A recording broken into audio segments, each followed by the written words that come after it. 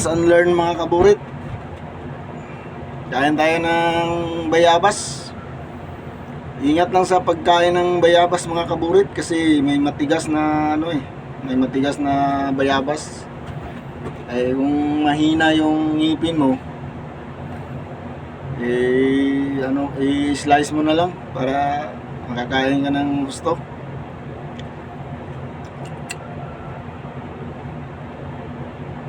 Pag matigas kasi baka mabungal yung ngipin mo, imbis na vitamin C, magagalit ka na sa bayabas.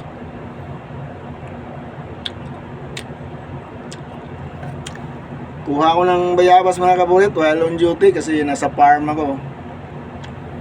Medyo walang tao. Monitor sa area. Nasa poultry farm kasi ako ngayon Davao. Poultry farm Davao.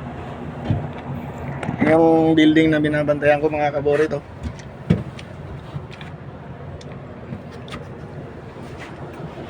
Ayan.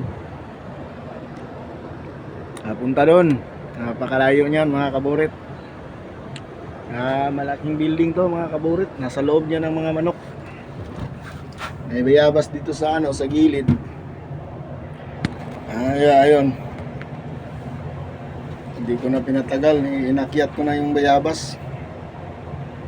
Kaya lang medyo matigas, masakit yung ngipin ko Pero okay na rin. Vitamin C daw to maganda sa katawan. Thank you for watching mga kaburit. God bless.